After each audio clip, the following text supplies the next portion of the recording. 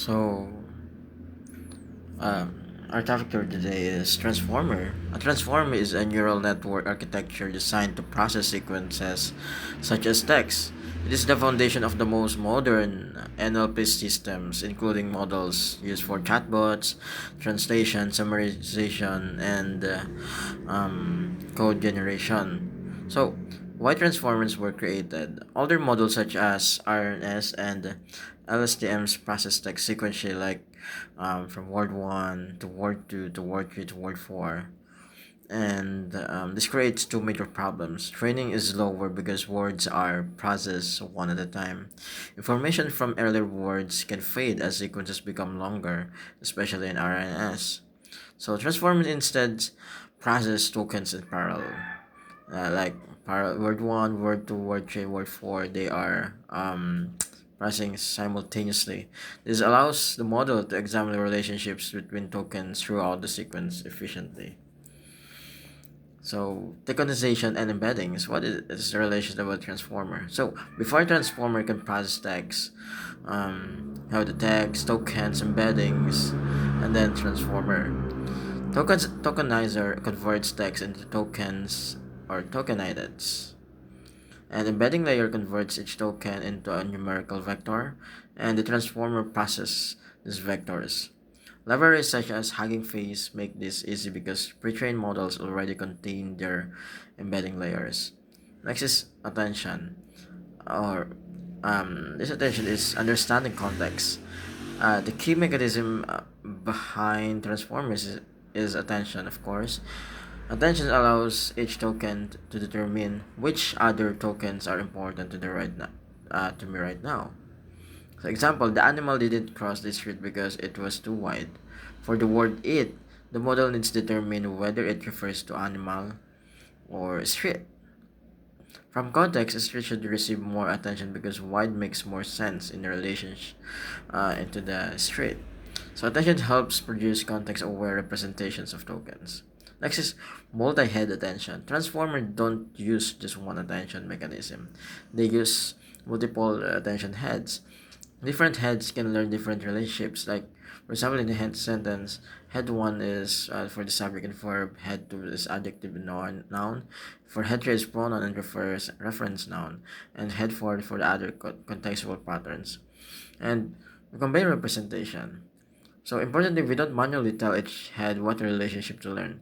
Like, this head is for the subject, verb, this head is the adjective, verb. So these patterns emerge during training. Just somewhat similar to CNN filters. So during the CNN, we have the CNN different filters, learn different visual patterns or features. So transform on different attention heads, learn different token relationships. In PyTorch, this is available through NNN multi-head attention. Next is positional information, understanding order. Because transform and process tokens simultaneously, attention um, alone doesn't inherently tells the model their sequence order. For example, the cat chased the dog and the dog chased the cat. Contain similar words but mean different things because their positions differ. Transformers therefore add positional information and token embeddings, positional information, and transformer. The positional signal can be absolute or relative and gives the model information about where tokens occur while preserving parallel processing. So the three main transformer architectures, there are three major configurations: encoder only, and decoder only, and encoder decoder. So in the encoder only, its main purpose is for understanding, and the decoder only is for generation. So and an encoder decoder is transform one sequence into another. So encoder only models see the entire input and are useful for classification, named entity recognition, and sequence answering, while the decoder only models generate tokens one at a time. They use a causal mask so a token cannot look at future tokens. So this makes them suitable for chatbots and text code generation. And encoder-decoder models first encode the input into a useful representation, and then decode it into an output sequence, making them useful for translation and summarization. So yeah, that's the encoder decoder models first encode the input into a useful representation and then decode it into output sequence.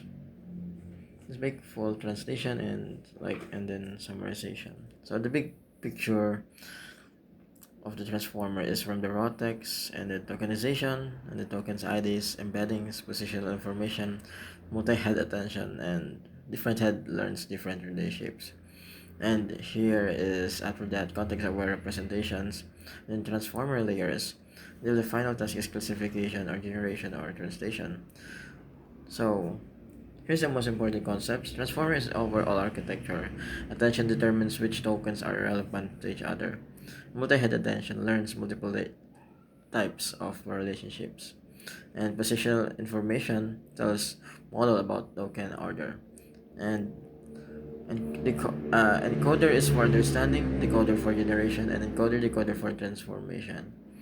So the central idea of the transformer is to understand text by learning how tokens relate to one another through attention, while using um, information to preserve sequence order.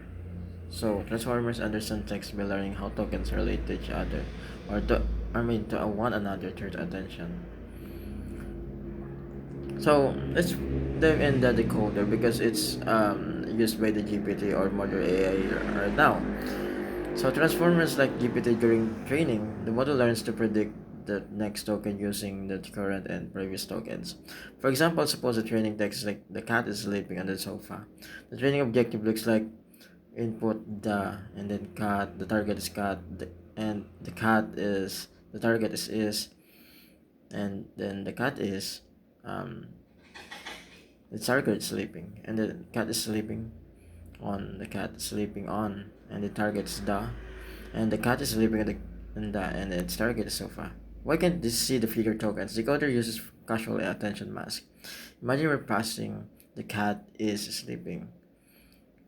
The can see the cat can see the cat is can see the cat is sleeping and can see the cat is sleeping, but the cat cannot look ahead at sleeping.